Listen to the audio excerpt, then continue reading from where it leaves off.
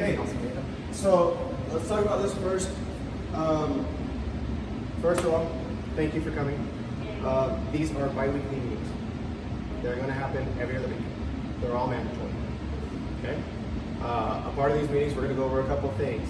The first and foremost, we're always going to open up with what was one of the things that stood out to you most during your reading. Then we're going to go into how to apply those leadership skills as instructors, students, and in your general life.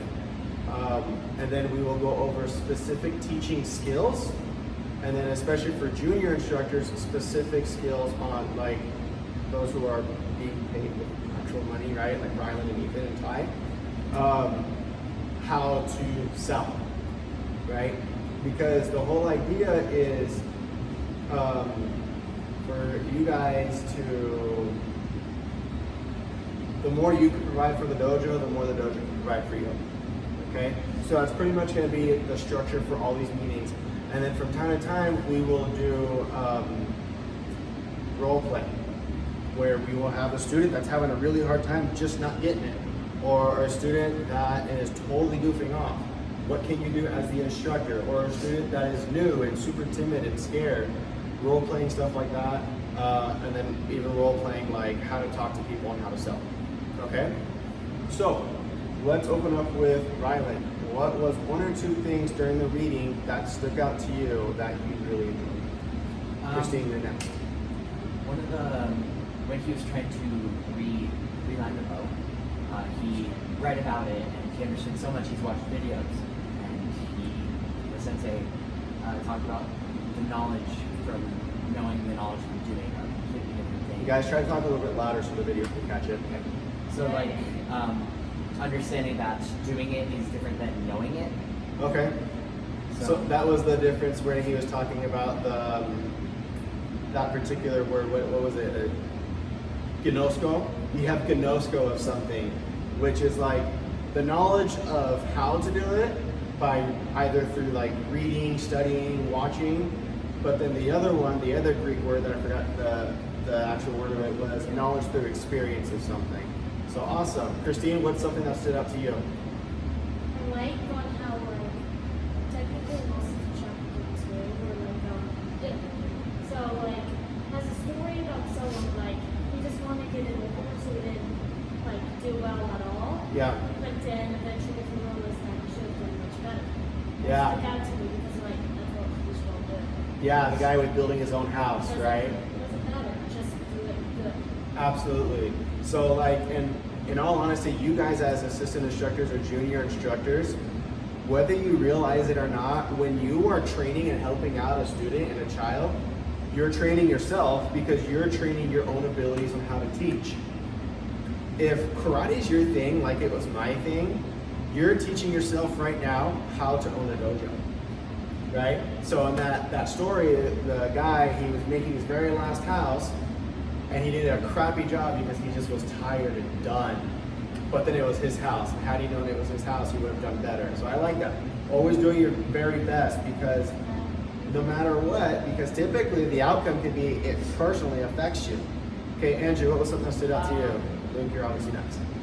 How with the bow and arrow, how he thought he had the perfect bow's hands and everything, but when the master just moved it, just one like less than an inch, it changed everything. It's like how every little thing matters.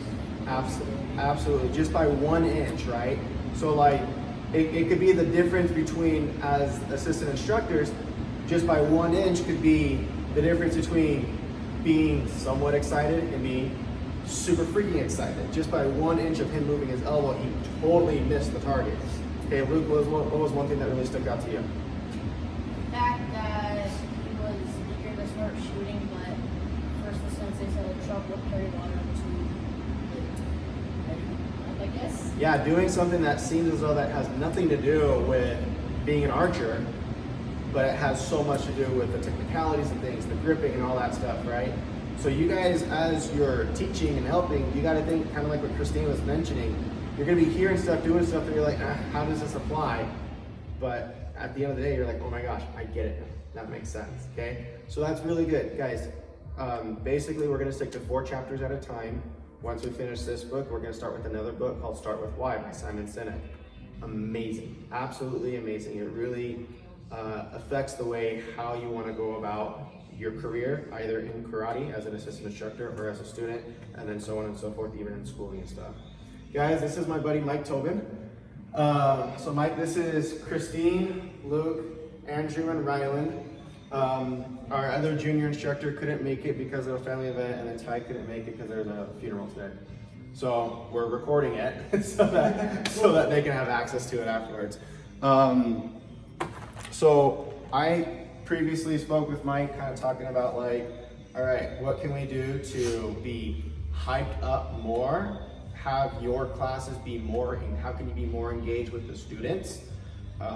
Because, for example, there was a time where I had Ryland and Ty take over. I had to run down to Lowe's to get some supplies for the studio. I came back and the class was so dead. And I hated it. I walked in like, why is the energy so down? It really made me mad. And I heard one of the students saying, this is getting boring, right? So we're gonna kind of go over how can we be more engaged with the students, especially if you yourself feel as though that you're a natural introvert and you feel awkward talking to them.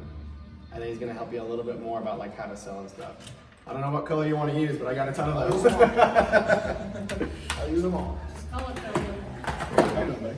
Color code every Good. star. Good seeing you. So, a little bit about me. Is this okay to write on this? Yep, absolutely. Okay. So I own 2 martial arts schools. I own one in Clearfield and one in Farmington, okay? And we're expanding even more coming up, okay? So I've got 2 more schools I'm opening further north, okay? So a lot of things that I tell you guys is exactly what I tell my instructors when we're trying to get things moving, okay? Especially right now with everything that's going on that's bad, okay, with COVID-19 and everything, we want to really start pushing special events and things of that nature, okay? So what we're gonna go over you guys really fast, there's a couple things I want you to think of, okay? First, there's 5 mindsets you should have, okay? We're 5 basic mindsets, and they're super easy. Have you guys ever been to Disneyland? Yes? Okay. These are Disney's mindsets, okay? And maybe Mr. Jordan's already told you guys about these. We're gonna go over them really fast just to make sure, okay? So the first one is we are the cleanest place in town. Always, okay? Especially right now. Everyone wants to make sure that there's people, that their kids are safe, their family is safe, so we wanna make sure we're clean, okay? Next one. You guys know what they are? Do you remember them? You're the best dojo in town? There we go. We are the best dojo in town. Yes. Okay. What is another one? We are the safest. No. Funnest. Nope. Think of your classes. This is you guys are on the right track. Okay, this is a big one. Always teach amazing classes.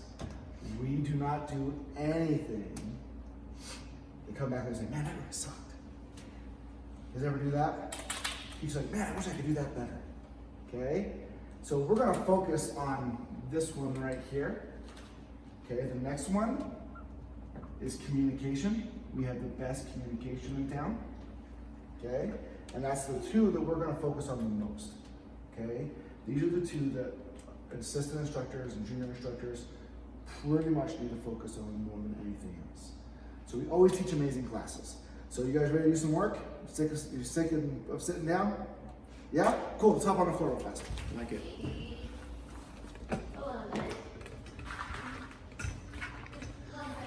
Make sure throughout this meeting, guys, you are taking notes. We've ordered official karate notebooks for you guys and the rest of the students as well, that you guys can keep your notes in too. The ones that aren't going to cost me an arm and a leg. Come on in, Luke. I think That's someone no here. problem. What? A noise problem. Gotcha, thank you. All right, you're good. Okay, so the first thing I want you to understand is whenever you're teaching a class, whenever you're teaching anything whatsoever, if you are not as tired or more tired than the students, then we didn't teach an amazing class. Okay? Our goal is to always teach amazing classes. And if you are to the point where you're like, you guys have, I know you've done this, so just be honest, okay? Have you ever gone like, okay, what am I going to do next? Yeah. Yeah? Okay? Have you ever been teaching like, okay, you do that? Great, now what? You ever felt that way? Alrighty. So the first thing you want to do is you want to make sure you're speaking with Mr. Jordan and you're finding out exactly what he wants accomplished in your class. Okay? So once you have that down, break everything into, I'm going to teach you guys a little bit about keeping retention for your students. Okay? Do any of you guys teach classes by themselves yet? Ryland and Andrew, I'll typically have them like lead the class, and then Christine and Luke are typically assisting and kind of helping them out. Gotcha. Okay. So when you are teaching, I want you to think of it like this. You have a beginning class. A beginning class, you want to work on a big word. It's called retention. You guys know what retention is? No? Okay. So retention is where we keep students to want to be longer and become black belts and become like you guys. Okay? So we have to have goals for them. We want to get them going forward. And one way for us to do this, and it doesn't matter what you're teaching, whether it's jiu-jitsu, whether it's karate, whether it's katas, weapons, sparring, it doesn't matter what you're teaching. When you're teaching something that's beginning or even new to an advanced level, here's what you do. So I'll just break you guys down real fast. I'm going to teach you guys a quick class. You guys ready for this? I'm going to take a 45-minute class and condense it in like 2 minutes. Alright? So we're going to get everybody this big yeah. Wait. Oh, come on, you guys have to get loud. What was that? Here we go. Ready? Hands up. Big yeah. Hey. Loud. Big yeah. Hey. Right there, what I said. 3 things. It took me 3 times to get you to do what I asked. And you guys are assistant instructors. It took me 3 times to get it. So now what does that tell you when you're teaching someone else? It's going to take you 3 times to get your result. Okay? So while we're doing this, you're teaching a form. And the former teacher, you're doing a downward block and everything's great, and these little guys just can't figure it out for some reason. Ever had that problem? Okay. So we want to take 3 things from that form. Give me one thing. Pick anything you want.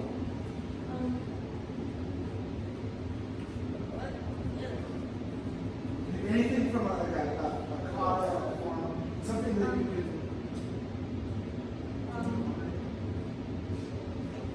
Here's that. What? Okay. Okay, they're fine. Give me something. Okay, I'm sorry, what? And yoga. Okay. Pick something. Pick something in that kata that you want to work on. Pick anything you want. We could do the kick and driving forward. Yeah. So here, boom, again, right? Okay, so we're going to break that down into 3 sections. Okay? So let's say you have a kid going kick and they're not reaching. Okay, guys, so come gather around really fast. Come here, take a knee. Come here, gather around. Take a knee right there. Okay, so when we're doing this, make sure when we're doing your front kick, you make sure you chamber that kick up, kick it all the way out, bring it in, go down, and you break down how you teach that kick. All right? You guys ready? Yep. Yes, sensei. Yes, sensei. All right, let's go. And then we do that kick and we work on that section. Okay, good job. Everyone come back around. Come back around. Quick. Take a knee. Take a knee. All right, so next thing after we do this kick, we come with this back knuckle. Okay, make sure that we're taking it from our ear. I see a lot of whatever. Okay, whatever mistakes you're seeing them make, point them out. Don't say, you. Don't do that. I said I'm seeing a lot of. I didn't say who I was seeing it from. I'm seeing a lot of something wrong. Here's how we're going to fix it. Okay? So we go back and we do it again. And then we come back again. It took us 3 times. We're going to bring someone together 3 times. So when they're a beginner, okay, 3 times we want to gather them. Okay, guys, here's what we're going to do. What that does is it builds retention. Okay? And that makes them want to stay. That makes them feel good. It makes them feel accomplished. And how much better they're going to get if you take an entire class of 45 minutes, an hour? 45 minutes. You have a 45-minute class, you break it down 15, 15, 15. 15 minutes for stretching and warming up, 15 minutes for lessons, And then the other 15 minutes you continue to break down to the last 5 minutes of the set. Okay? So basically what you just did is you took that 30 minutes now, and you bring it together every 10 minutes. So you just took a 30-minute class, you made that class work one little thing. That one little thing, how much better you're going to get working that one thing when you can break it down in a way that you understand. Now, as you going into an advanced classes, if they already know it, then it's boring to them. It's redundant. Okay? So we're just going to work them out until that advanced class is doing something new. And then the same rule applies. We're going to bring it together 3 times. Okay? That will really keep the tension up way, way high. And it'll keep your energy high. Alright? You see how the 3 times I was like, oh, we got to keep that loud. Let's go. Okay? I don't even know you guys. Now I have to get, let's go. Okay? When you are teaching, that's what you want to accomplish. You want to accomplish that you are the expert. You are the one in charge. It's your class. It's your group. It's your one-on-one that you're helping this with. Right? So when you're teaching, you have to be the one that sets the pace, that sets the excitement, that sets the goal. Okay? So let me ask you guys a question. Okay, like I said, I don't know you guys. Give me a goal. Give me one goal that you have. Personal goal. Karate goal. Get a black belt. Get a black belt. Okay. No, that's cool. That's cool. Get a black belt. That's awesome. Go. Years. Okay. You see how you kind of look at what? How do I get it now? They don't. So everyone has a goal. Okay? But you as an instructor is the one going to give them the roadmap on how to get there. They don't know how to get there. And as a beginner, if their goal is, let's say, to get the yellow belt or to get to orange belt, okay? We're going to break that goal down even more for them. So that way they have a goal and say, okay, this is how I'm going to reach here. Baby steps to get there. Okay? And baby steps, unfortunately, can get really boring. You ever had that problem? Baby steps get boring? Okay? So when we're doing baby steps, we have to keep baby steps exciting, moving. I mean, literally, you've got to do it. You should be dripping and sweat. Okay? Everybody ever heard people say monkey see, monkey do? Yeah? Okay. So we'll do something that's very simple. Okay, do a push-up for me. Awesome. Okay? You would want every student in the class to do a push-up like that, right? Okay? So that's where you have to be the one that says, especially for you guys, okay, so we're gonna do push-ups. Ready? No one likes this. 1, 2. You wanna do this in class? Yeah? Okay? No, it's true. You try not to, but it happens. It happens. I tell all my guys all the time, if I ever see someone doing this when they're teaching, I literally kick them off the floor. Do you know why? It's a true story, okay? And you guys are probably a little young, you're probably not, some of you guys might be a little young to understand this. Okay? Let's say, we're just going to throw out just a plain number. Okay, I have no idea what Mr. George is targeting, it doesn't matter. Okay? Especially right now. There's a thing called, you guys know what ROI is? Probably not, huh? Okay, I'm going to teach you what an ROI is really fast. Okay? Return on investment. You guys know what an investment is? You give money, you hope to get something back for it. Fair enough? Parents do this, hoping for a really big this. And we have to give it to them. So for make math easy for my sake, because I'm not very good at math, okay? Let's say we charge $100 a month. Okay? If we have 10 students in class, how much does that come to? $1,000. Very good.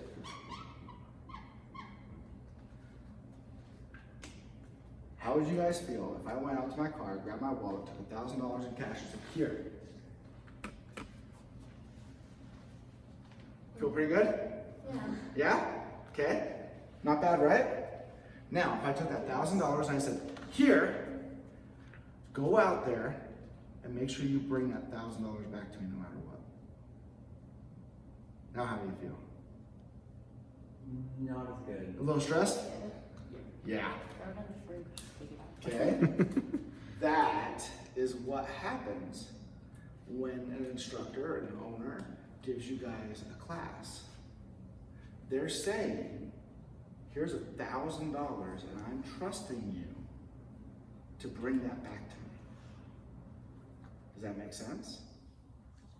Okay? So what we have to do is we have to make sure we follow a couple simple rules to keep that here. Okay? First thing we're going to do is we are never going to stand in one spot for more than 30 seconds. If you are standing in one spot for longer than 30 seconds, you are going to grow roots. Okay? And if you grow roots, you know what that means? You're a tree, you're not going to move. It's very hard to move. All right? I don't know how you guys run your class. I can tell you how I would run your class in this building. Okay? I would start my class here with a bow. Boom.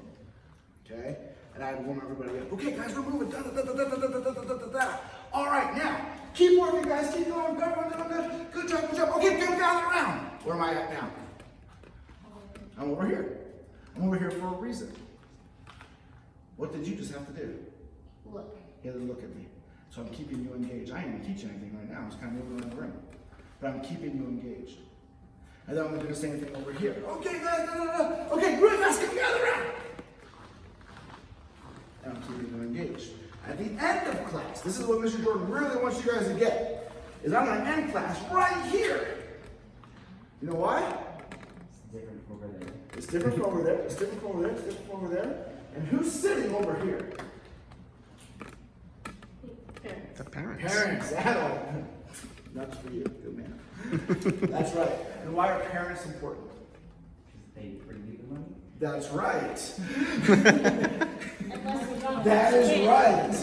Okay? They are the ones, like I said, that are investing in the future of the student.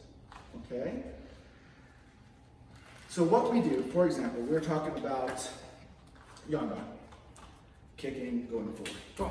Okay? Awesome kata. What does that do for mom and dad?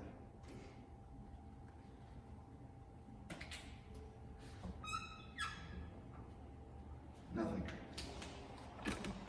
They hope that you liked it. They hope that you enjoy yourself. And they hope that you want to keep coming back because they're investing their money. Okay? But other than that, what are they living on? I said it 3 times. What is it? Do you guys hear it?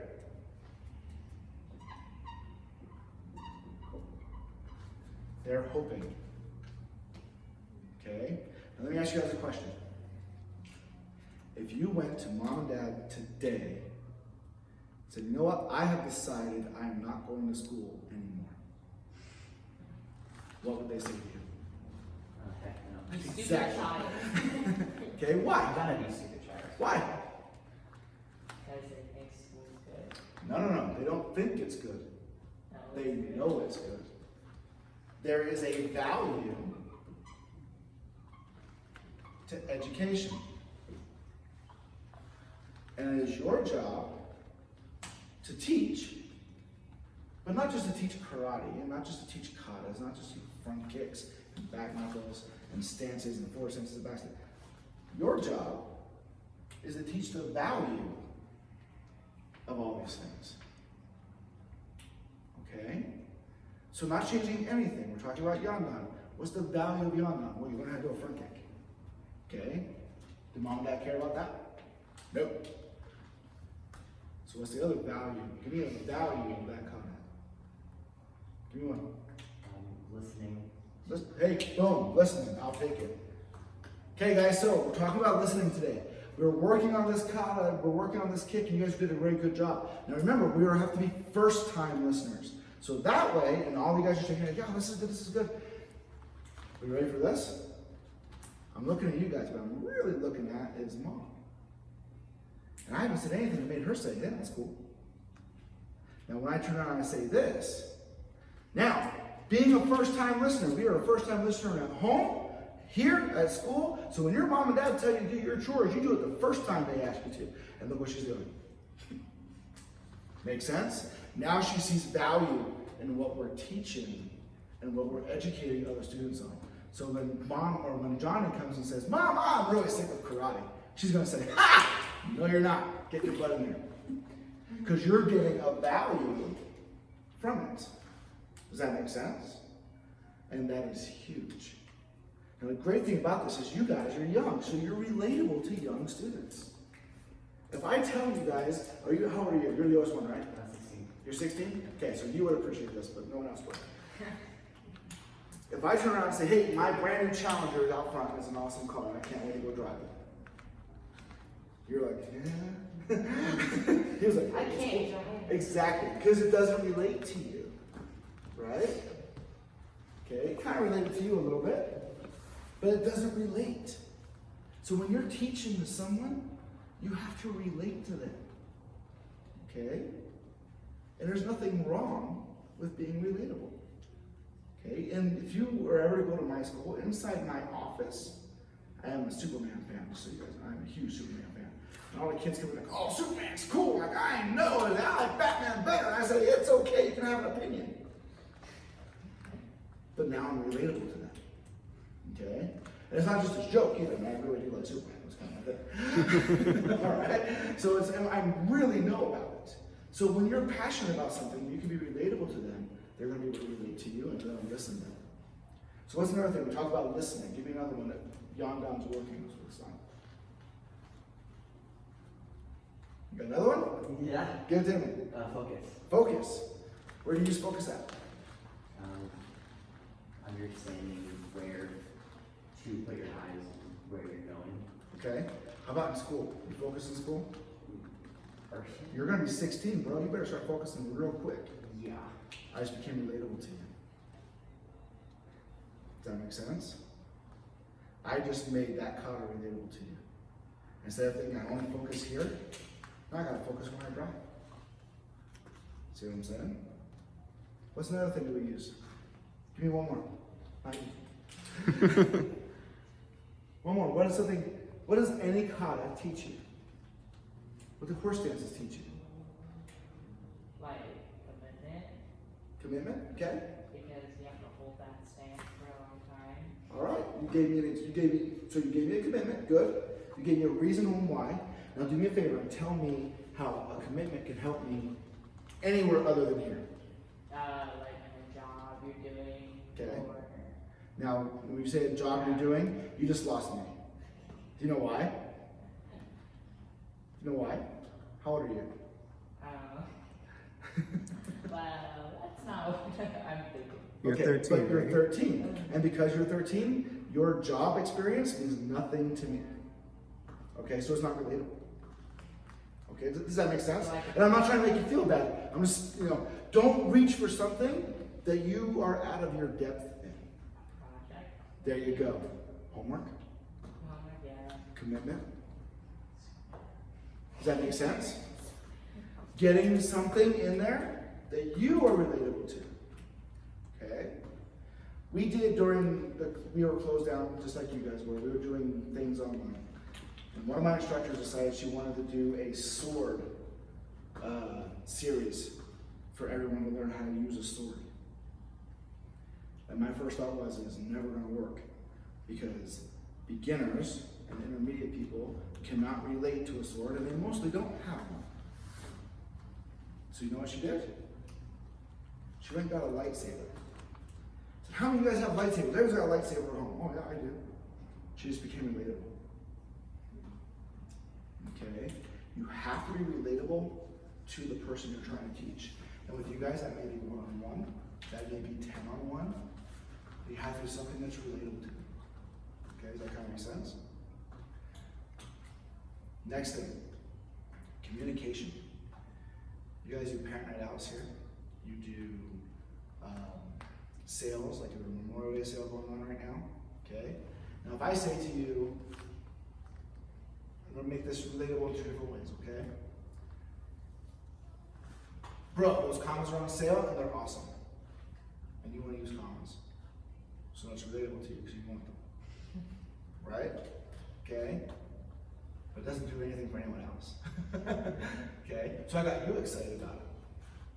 But I didn't get the parents excited about buying it. Because all they're thinking is they gotta spend more money. Alright? And we don't want them to think that way.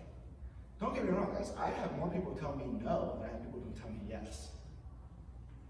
Okay? We do sales in our studio once a month. Sometimes those sales are on merchandise like commas and weapons and t-shirts and stuff. And sometimes those sales are on parent night outs or summer camps or things of that nature. Okay? But I have a sale every single month. And what I have to make sure that our students do, that my instructors do for our students, is they have to let them know about it. That is the first step to getting anyone to buy anything. Okay? If you knew that the movie theaters were open right now, playing the best movie you've been waiting for all summer, would you buy a ticket? Absolutely. But if you didn't know that and the theater opened up, would you buy a ticket? No. It's that simple. It's that simple. The easiest way to sell anything is to let people know that it's on sale. Let the sale speak for itself. And the way that's going to happen is very simple. Okay? For example, I'll just give you what we're doing, what my schools we're doing right now, okay? So right now we have a Memorial Day sale going on. It ranges from 25% to 75% off. It's up to you. Go talk to Miss Jen at the front desk. She'll get you taken care of. But if you need anything for, like, bell test is coming up, now it's relatable to you. Okay? Summer is coming. It's hot in here. You guys want those new gi pants. Moms don't want to wash white. Now I'm going to be relatable to them. I gave them a reason to think, yeah, I do need some new gi pants because white washing stuff all the time sucks. So I gave them a reason to want to do it. So you say, Mom, I want those new black pants. She's like, yes, yes we do. Okay? But they don't know, they're not going to put it together right away because they're all thinking right away, you're just asking me to spend more money. Why should I spend money? What is this? Return on investment. Ah, good boy. Okay? The return on investment in black pants is simple. I don't have to do as much longer. That invests my time, my energy, my sanity. Right? Okay. So once again, we made it relatable. If you know that we have t-shirts on sale, okay? Give me a reason. Why should I buy a t-shirt? You can't just say it because you should. Because you can? Okay. Why should I buy a shirt? Luke, what do you think? Because they're cool and they're black. You lost me twice. Is it hot right now? Yes. Do uniforms get hot? Yes. Do t-shirts keep you cool? Yes. Christine, why do you always wear a shirt during class? Because it's more comfortable. Okay. Why do you wear that shirt instead of that shirt? Because it's more comfortable to Okay. me. It's more comfortable to you? Okay. For some people. No. What you said was good. But why? Give me a reason. It's hot in here, and these things are airy, and regular t-shirts aren't as airy. So you know what? These can really cool you down, especially when you're grappling on the floor, or when you're doing front kicks and you're doing these katas, you're here all day. There you go. Now you made it relatable. Not only is it relatable, but it's wanted. It's needed. People usually don't know that they need something until you tell them they need it. And that's fact. Okay? When you're teaching, why do you need a bow? Just stay 6 feet apart. Why do you need a bow? Can you test for your yellow belt without one? Yeah, but it's telling Okay? you can use still the same movements with the bow. Okay. In my school, you can't test without one. It's like going and playing football. Can you play football without the pads? Nope. Can't do it, right? Well, rugby. Can you go play baseball without cleats and a glove? Nope. Okay? Because we're professional, because we're good, because we know what we're doing, there's sometimes, you guys, there's nothing wrong with that out saying. You need a bow to test, because that's part of the requirements. Not only do you need a bow to test, but because of all the stuff going on right now, we don't lend them out. Your bow sales are going to go up. Okay? Sparring gear. You need sparring gear to test. I don't know if you do or not, just throwing this out there. Okay? Well, can I borrow my brother's? No. One, it's gross. They get sweaty, they get nasty. You want to share that with somebody? Exactly. Guess what you're going to be doing? Buying gear. Does that make sense? You have to be blunt enough, while still being respectful, to tell the truth. No, you don't want to share gear. Sharing gear is gross. It's nasty. Okay? No, you don't want to share bows. You know what is on a bow? When was the last time how many of you guys have bows? When was the last time you cleaned them? Exactly. And it's not just you guys, I mean everybody. It's just the way it is. It is not something you think of. You do not think I'm going to pick up my bow and rub it down with a Clorox wipe. It just doesn't happen. But that's why you cannot borrow bows. Okay, so I just made it a need. It's a safety issue. And as soon as you talk about safety with parents, that you can make it, now don't buy this bow, it's a safety issue, and this one isn't, and that's crap. I mean, give them a real reason. Bows are gross. They get touched, they get felt, and they're nasty. Keep your germs to yourself. You need a new bow. Okay. Done. Okay. Is this kind of making sense to you guys? Do you guys have goals for what you sell? There should be goals for, now, I gave you guys goals for classes. It's easy. Bring them together 3 times. That's your goal. Okay? If you're working individually one-on-one, you stop and you sit down and you talk to the student 3 times one-on-one. If you're teaching a big group class, you stop, you bring the whole class together 3 times. Okay, that's a simple goal, right? Not telling you how to teach, just telling you bring them together 3 times. What about a goal for selling product, for selling merchandise, for selling programs, for selling parent night outs, for selling summer camps? Anything? So this is one of the reasons why we're having these staff meetings, and especially because they're mandatory. So like the junior instructors, so Rylan, Ethan, and then the full-time instructors, myself and Ty, we have our goals of, because you know that we've been pushing as far as program goes, jiu-jitsu classes. That's been our biggest push, that's been our goal. Like we could get more specific into it, but especially wanting to help you guys figure out, well, how can I do this?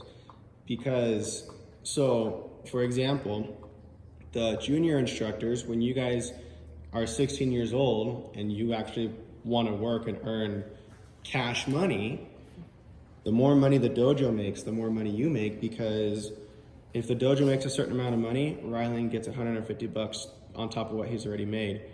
And then if the dojo makes more money, he gets another $150. If the dojo makes more money, he gets another $150. He can make up to $1,500 a month if he wants to.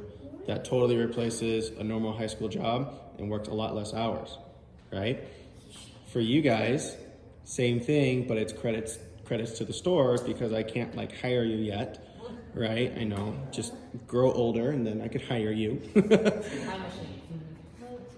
But these goals, it's not necessarily about making, I mean, yes, it makes the dojo money, but it makes you money. And right now, I mean, you just got a ton of stuff. Luke just got a ton of stuff without having to pay much at all. I mean, you didn't have to pay anything. You used all your credits. That was awesome. I'm pretty sure your parents like that. Yeah. So that's kind of where we're at right now as far as goals is. Right now is just pushing jiu-jitsu program. Okay, so let's say you're pushing your jiu-jitsu program. How much What's the summer of jiu-jitsu, Rylan? So right now it's actually half off to all. It's half off during the summer sale. It's half off to all current students, or summer of jiu-jitsu is $149. Okay. I sent you that several times. I knew it was half off for. No. It's okay. That's great. This is exactly what we need to do. Yep. Okay. So if you have a goal, let's say jiu-jitsu is the goal for June, because we're out of May. Let's say jiu-jitsu is for June. Okay. It's $149 for the summer. I'm going to show you guys a way to make this even better for you. $149 for the summer. How's that sound to you? Amazing. Pretty good? Okay. I'm going to add 2 words to it. Only.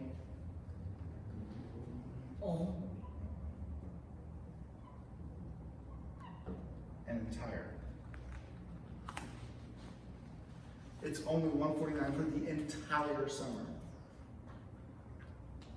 The entire summer sounds like a long time, doesn't it?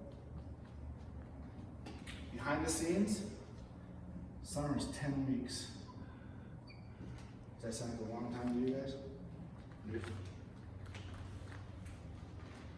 10 weeks is nothing. But the entire summer sounds a lot better, doesn't it? Okay.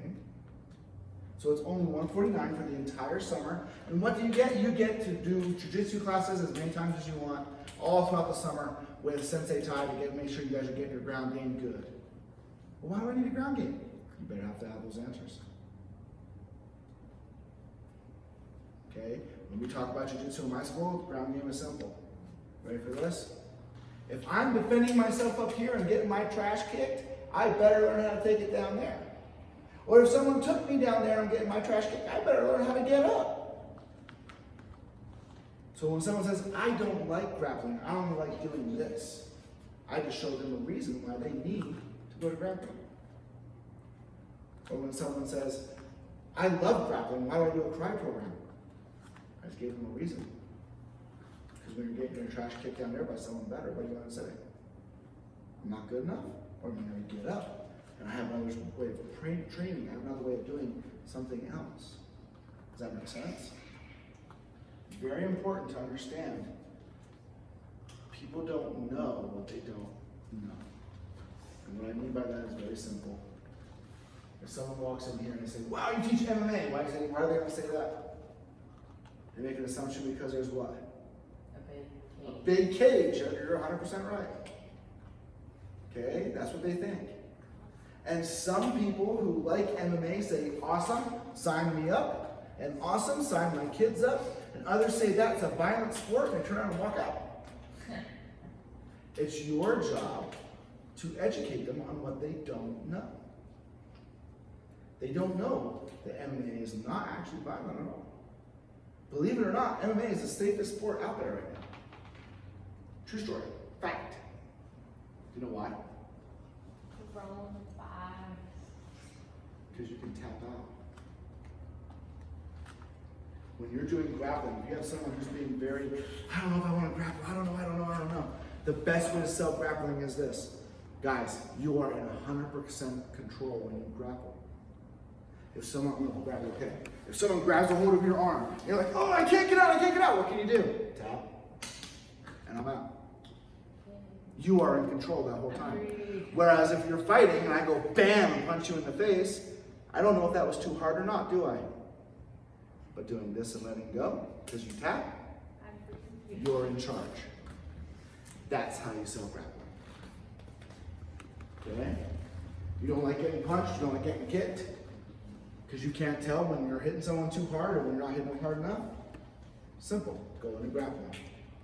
And you're in charge. There's very little things that happen that makes parents their ease. That sounds good. I like that. Okay? So if you want to learn how to sell grappling, that's how you do it. It's only $149 for the entire summer. And what's our benefits? Okay? How many benefits should we give them? Trick question, you guys should know. How many? So what do you mean by benefits? Why should I do grappling over this? why should I put the 2 in? It's a trick question. I've already given you the answer. If you were paying attention, you should know. You should do both. No. How many benefits should I give them? 3. Let's say it. Like I said, if you've been paying attention, you should know. Okay? Give them 3 benefits. Now those 3 benefits can be because you're not very good standing up. Because 8 out of 10 fights end up on the ground. Because if you are on the ground, you should be able to get up off the ground. All young ladies should learn how to defend themselves on the ground, because what's going to happen? Usually the guy's going to try to take advantage of a young lady on the ground, not standing up. Benefit, benefit, benefit. I can go all the way around the clock because I don't teach jiu-jitsu. Okay? It's not to be arrogant, but it's true. You need to understand the benefits of your program before you even start to talk. Because once you are talking to someone and you don't know, you just did 2 things. Paying attention? 1, you look like a fool.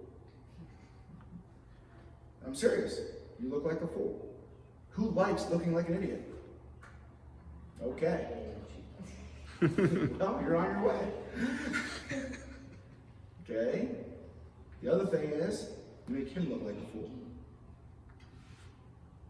It's true. Okay? And how do you guys want to do that?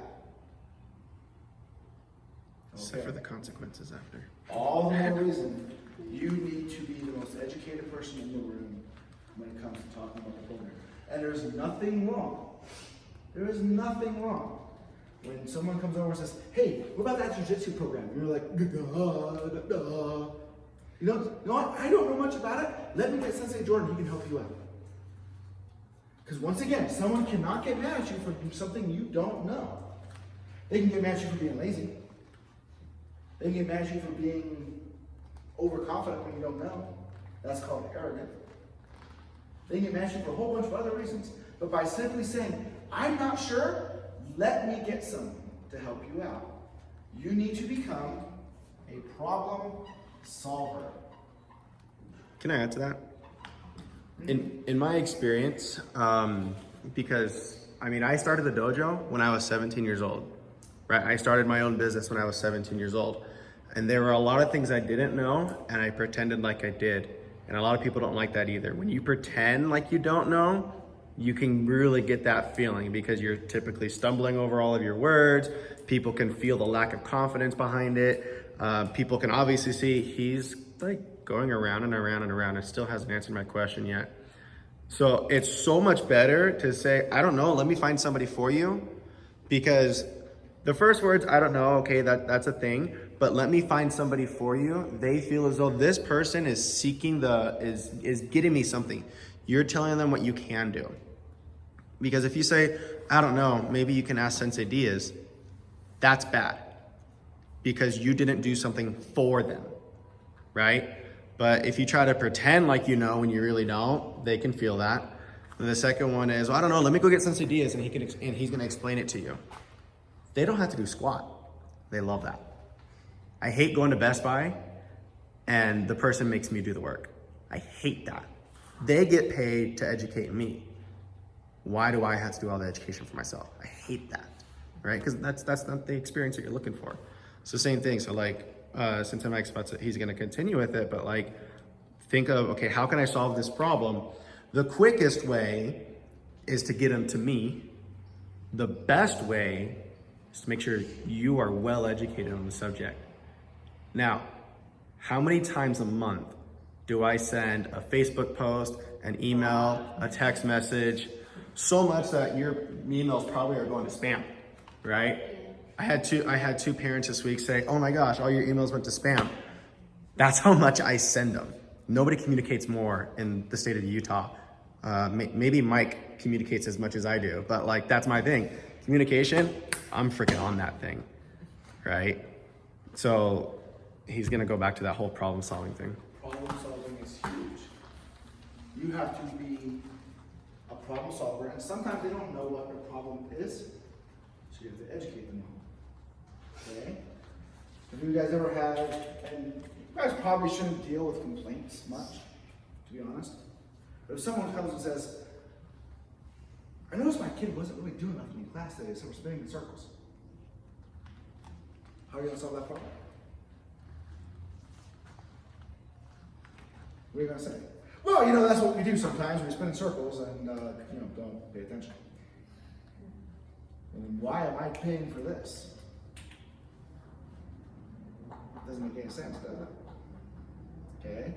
You have to be a problem solver. Why was my kid spinning in circles today? I'm not sure I was gonna ask you the same thing. Maybe they're telling you something you don't know. Okay? So in my school, and this did not happen by plan, this happened completely on accident. I have a lot of students that are on the autism spectrum. Okay? I would say probably about 30% of my students are on the spectrum. That's a lot. It is a lot. I have over 400 students. That was a lot. Okay? You know how many parents told me they were on the spectrum before they signed up? Zero. One.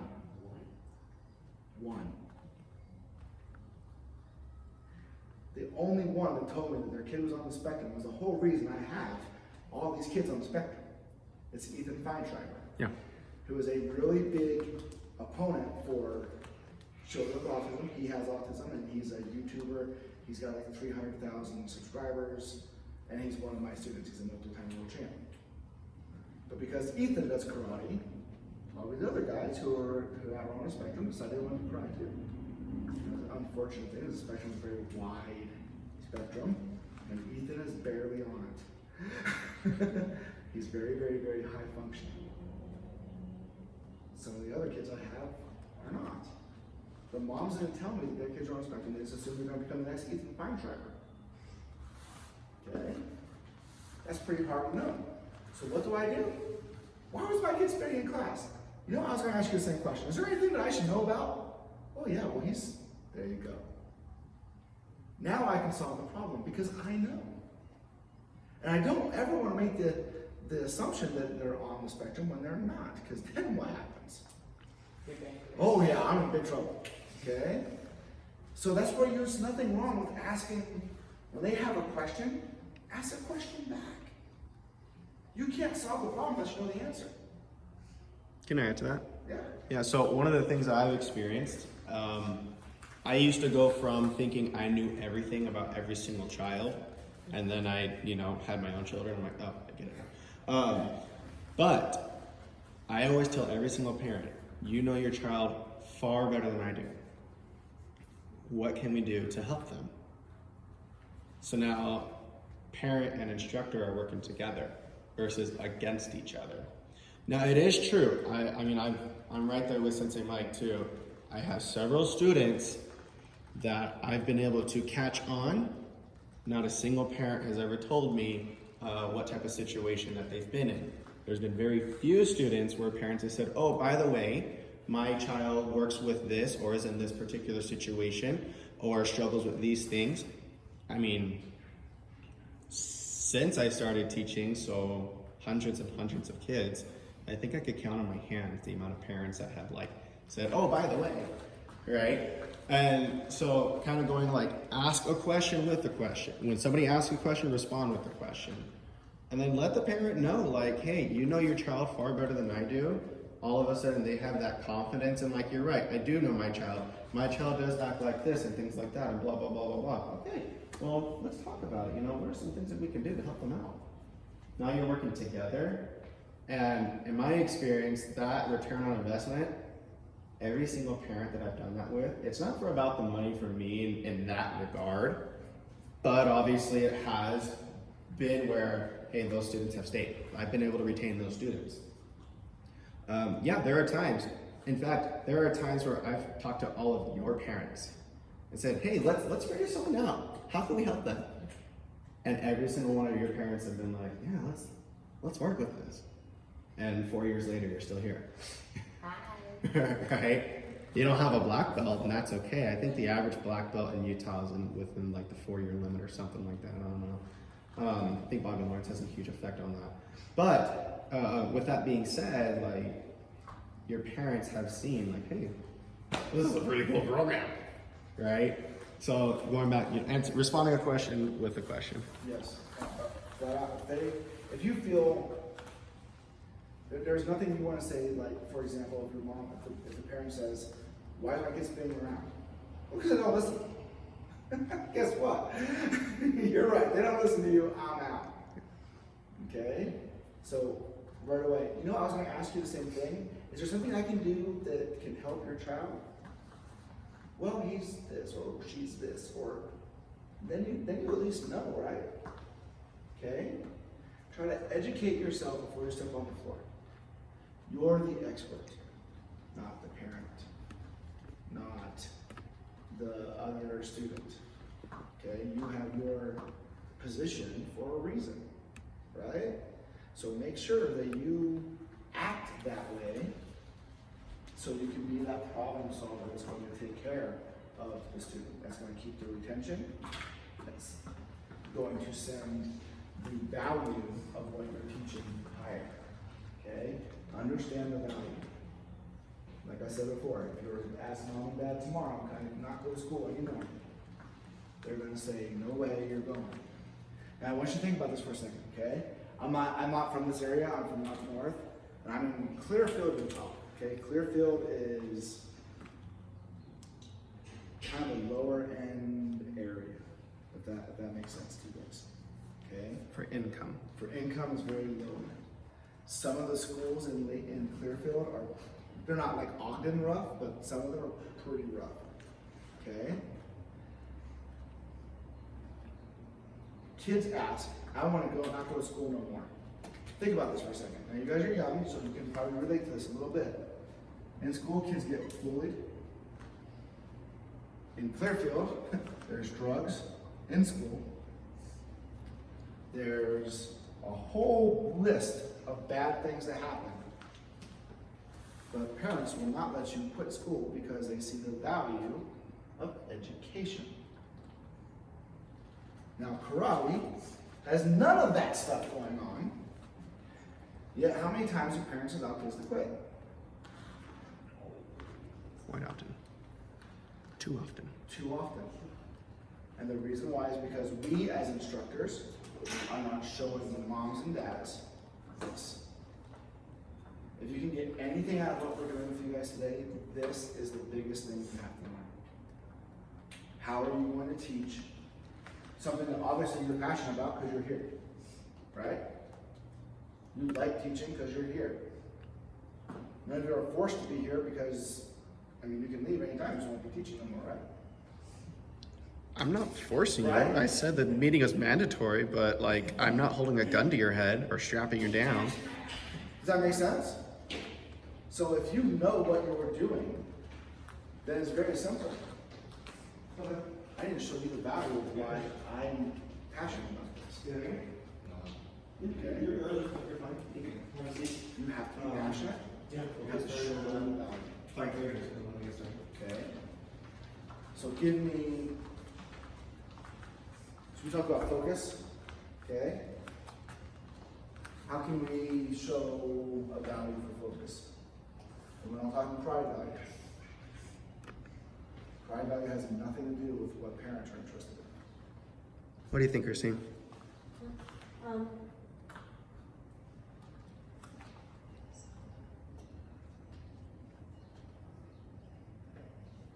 Make it relatable to you.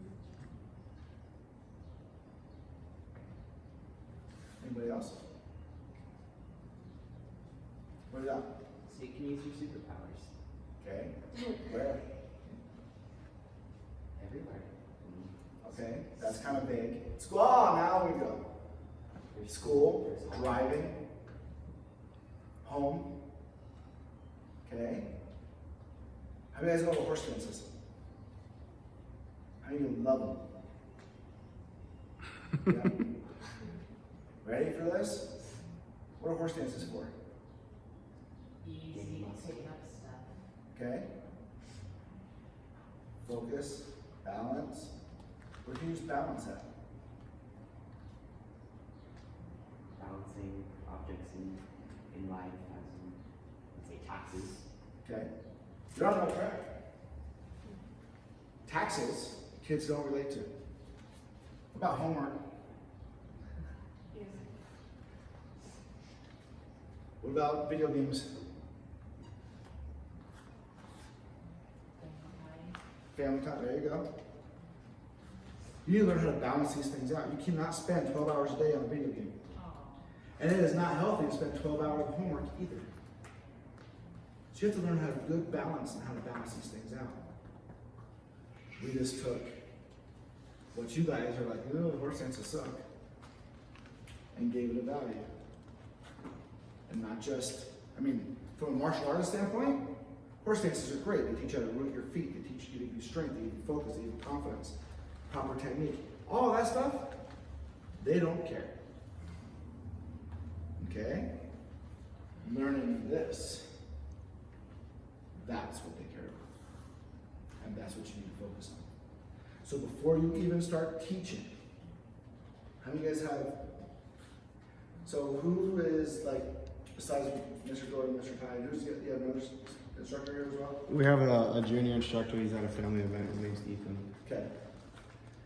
And then Ryan is the other junior instructor. Okay, so you know what you should start doing? Selling. Nope. Getting money.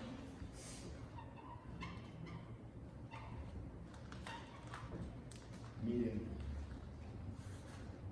You should say, okay, everyone come gather around, guys. Here's what we're working on today. Mr. Jordan said we're working on this comment. We're going to take these 3 things that he told me about.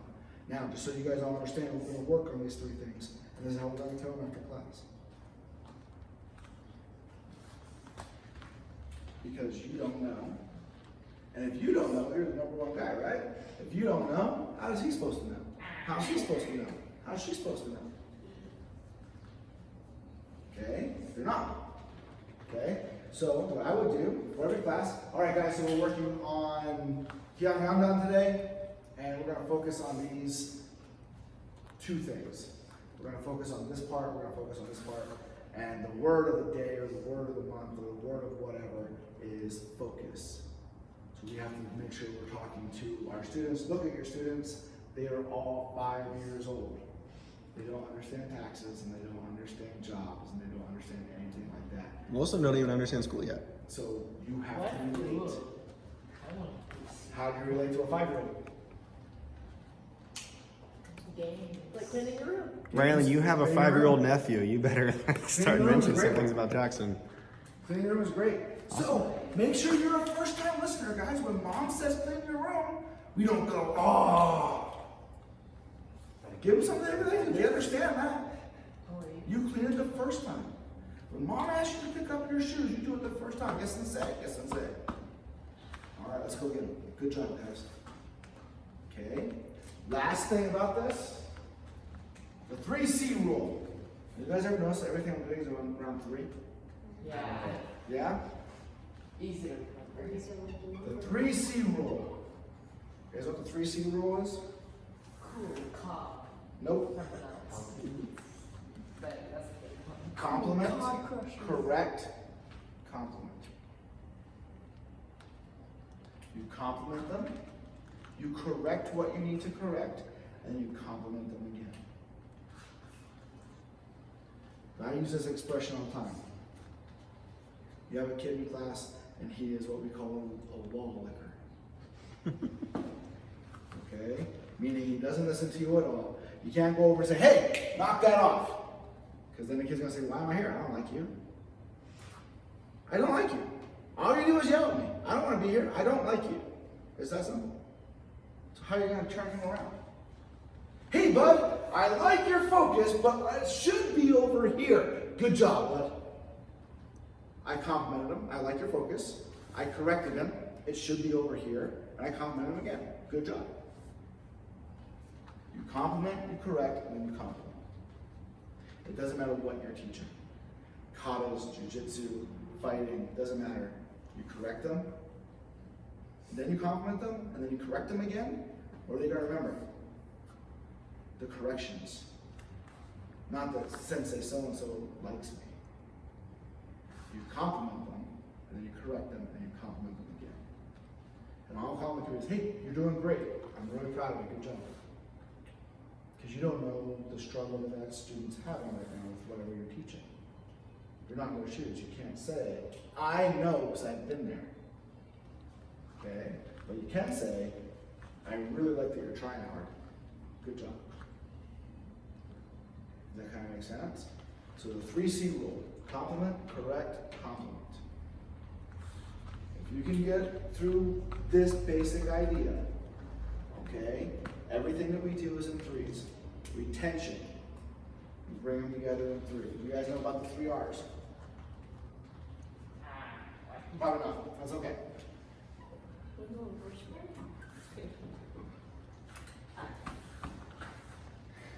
You ready for this? Recycle? Close. Yeah. You're close. Hey. You have to recruit new students. Okay? Now that's not really up to you guys unless you do something outside the studio that's more up to Mr. Jordan. But people get recruited. Your job is to help retain them. And then your job is to help with revenue from them.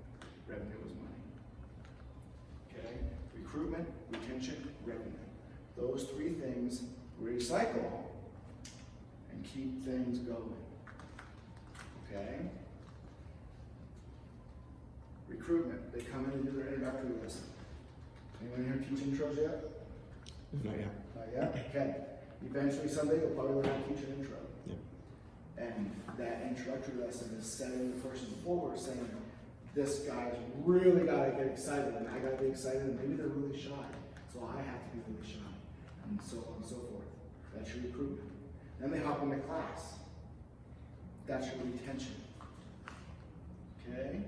And then when they're leaving class, hey guys, don't forget we have our parent night out coming up this Friday. It goes from 6 to 9, and it is based off of Toy Story. It's awesome. We have lots of fun. We're gonna have food. We're gonna have prizes. Make sure you guys sign up. And guess what? You can bring a friend for free. What did I just do? Get more people. Recruit. I helped with recruitment. Somebody that came into the dojo that wasn't in here before. Okay? Now, if you can come and cry with your buddy, what are you gonna do? You're gonna like it more, right?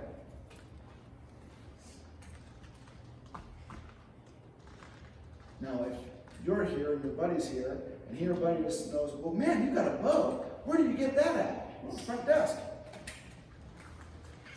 So you guys can help with all 3 of those by the way you talk to students. Does that make sense? Are you guys doing Wacky Wednesday or? Not yet. I'm gonna do that in June because I wanted to have this meeting with them first. Okay. So we are going, is it Wednesdays or Tuesdays or what? Totally Awesome Tuesday and Wacky Wednesday because of Okay. ADB Day. So you have Totally Awesome Tuesday and Wacky Wednesdays. You know what Wacky Wednesdays is? Nope. Okay, so I do Wacky Wednesday every day, every week. Wacky Wednesdays, they get to bring a friend to school or to karate with them, and they get a popsicle. Big deal. Okay? You know how many kids on Wednesday? So on average, before I started doing this in the summertime, okay, and I'm gonna get real serious here in a second, but right now, Wednesdays, I was having my Little Dragon class, and I focused my Wacky Wednesday on the classes that were dipping the most, okay? So my Little Dragon class was the one I wanted to help the most, so I did Wacky Wednesdays on Wednesday, because Wednesday was the slowest day. And there was about 10 students in class. And then I turned on Wacky Wednesdays. And it jumped to about 30 students plus their friends. So I was running a class of 60. Now I let them come to karate for a week after they sign up for Wacky Wednesdays. And I turned that 60 into 45 brand new students. Does that make sense? Now, like I said, I'm gonna get a little serious on you guys right after this, okay? You know what happens to 99% of martial arts studios in the summertime?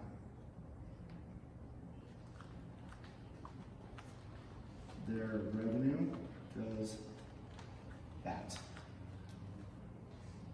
But here's the thing. The cost of the building and payroll and insurance, all that doesn't go down. So you know what happens? The studio says I'm closed. So no more. Because of what's been going on, I have 5 friends that lost their karate studios. So 5 friends, you average 100 students per friend. That's 500 families that don't get the benefits and the value that we know about. All because they're struggling with that. Okay, so I know you guys are young, but this is important to understand. You guys love your studio, right? Want to stick around? Okay, so then we've got to kind of get involved with this. Okay? When we see something go down, like I said, we have to be problem solvers, right? So when this is going down, this is where we have to step up. Okay? So that way we really don't have this problem. And we get better and better and better and grow and grow and grow. Okay? Do I know this stuff works? Absolutely. Okay, not only do I help other schools, okay, I help about 10 to 15 schools across the country right now, all trying to get bigger and better. And I have my own schools that I still personally run. Okay? My summers in my school, because I'm always so scared that that's gonna happen, my schools don't go down, we do that in the summertime. You can ask Mr. Jordan to see it. My numbers in the summer go up because I'm so scared of this. And I train all my guys the same way I'm training you guys right now. We sit down, I get a little serious on them, and we say, this is what's gotta happen. Okay? Now I'm telling you guys, if all 4 of you guys start doing this a little bit, then you're gonna help Mr. Jordan, you're gonna help yourselves, you're gonna give every other student in here a better opportunity to learn more and get better as well. Okay? Does that kind of make sense? All right? Is there any questions for me? Probably not? Can I add some? Absolutely. All right, so real quick, we're gonna spitfire this. Andrew, what's your favorite thing about karate? Think about it, guys. What's your favorite thing? What do you love? First. Go for it. What do you love? We're learning a lot of cool stuff. You like to learn the cool stuff, Luke. Same thing. You like learning cool stuff, Helps Riley. my future. What? Helps my future. Helps your future, Christine. Same as all of them. Same as all of them, helps your future, like learning cool stuff. Okay, if we can't implement this stuff, you can't learn cool stuff. If we can't implement this stuff, it's not going to help your future, right? In all honesty, I'm straight up when I say this. I had a talk with a parent yesterday, and I explained to them, I said, this program, this job will give more to your child than any idiotic, I said, because I was in that situation before, any idiotic, uncaring high school job. Because every high school job that that kid has had or has, that I had, didn't care, didn't help me, I didn't learn squat. What I learned was to kind of be like, oh, well, I should get paid, well, whatever, okay? My point is relating it back to you guys. If we don't go up, you lose what you love. That's just it. You don't get to learn the cool things anymore if we don't get up, if we don't go up. You don't get to plan even more for your future because there is so much more that I can give you than any high school job can give you. Because I don't think Jamba Juice would have a meeting like this. They don't, I know, they'll just say, this is how you make your smoothie and just make sure you get to work on time. What do you learn from that? How to make a delicious smoothie. Okay? Does Jamba Juice teach you cool stuff? No. Does karate teach you cool stuff? What's one of the cool things that you really like? Oh, weapons. Weapons. Okay. Because you love weapons so much, what do you want to talk about with all the other kids? How are you going to make that relatable, right? That's why I have Sensei Mike here. Teach you guys how to make that relatable. He's taught me so much. There's a big reason why we're not in the basement anymore. And it's not because I was in the basement since 2011. Oh, I remember that. Yeah, we do. I remember when it was unfinished. I started talking to Sensei Mike. What happened 1 month later? We got him here. Hey, this is neat. Because of Sensei Mike. Because he taught me this stuff. Okay? And I love it. So figure out what you guys are liking. And if you really like that, let's go up. Because if we start going down, what's going to happen, Rylan? I become sad. Christine, what's going to happen if we start going down? We lose this dojo. Sadness. For you? Yeah. Everybody. Question for everyone here. But really though, would you really be sad? Yeah. Luke? This is I would really be for sad. a past. Andrew, how can making the dojo go up be better for you? I get a job in the future. You get a job in the future? Okay. Luke, how can the dojo go up be better for you? What about your answers, guys? Well, basically, well, actually, I don't have nothing to say here. That's okay, hold on to it. Rylan? Preparing for actual life. Okay. Christine? Well, exercise and jobs. Luke? This is how I get exercise. You said you like learning weapons. Yeah. Do you want to stop at the comma and bow? No, we went over nunchucks. We barely went over those. So what do we need to do? Nunchucks. We need to get the dojo to go up. Also nunchucks. So we could do nunchucks. Yes. Does that make sense now? You see how you're like, oh my gosh, I get it. This is clicking for me. Yes. Also, so you can have a life, a social life. That's true too, right? Nobody wants to be quarantined. No one. Okay. Quarantine's Except for introverts. So here's what I want you guys to do. Next time I come up, I want you guys to remember these. Your 3 R's. What are they? Recruit. Recruit, retain, and revenue. Okay? Then, Sorry about 5 minutes. I just finished up. what is that? Compliment, correct, compliment. Good man. it. Okay. What is this? Return investment. Very good. Last one. How do we show an investment? How do we show the return? By showing them what? The values. So next time I come up, I want you guys to give me what values you are giving to your students. The value of pi. Tell I me thought you were later. gonna say cupcake. Same. Yes. Okay? Surprise you. Fair enough? Fair enough. Awesome. Guys, let's go for Okay, now give yourselves a round of applause. Okay, guys, what you're reading in your book 100% applies to this. That's nice. 100%.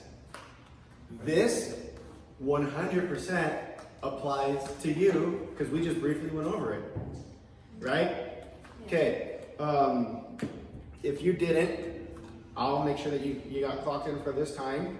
I'll obviously clock you guys in for this time, make sure that you're getting the credit for that. But here's my biggest thing about like getting paid for time. It's baloney. Right? Get paid for results. And that's where it's really gonna show effect for you guys. So Luke, when you need to get your rubber commas, instead of asking Mom, we need to buy rubber commas, no. Mom, I've been working my butt off, and guess what? I get to get my own rubber commas for free. Does that sound pretty cool? Yes. Okay, so that's why we're doing this. Sound good? Okay. Alrighty, good job guys. Continue to practice, get ready for tomorrow. Oh, yay. My legs don't